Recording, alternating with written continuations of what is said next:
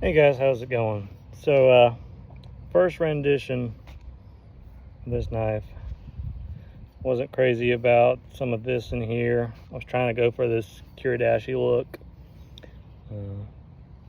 I like it, but I wasn't happy about that. So redid it. This is what we're looking like now.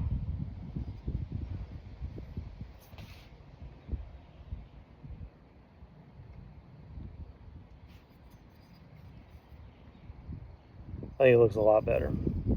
This is the side that's just still ground. I haven't done any hand sanding on it. Still looks pretty clean though.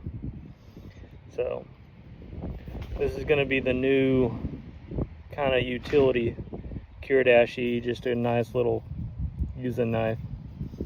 It's the Baby Rhino. Y'all have a great day.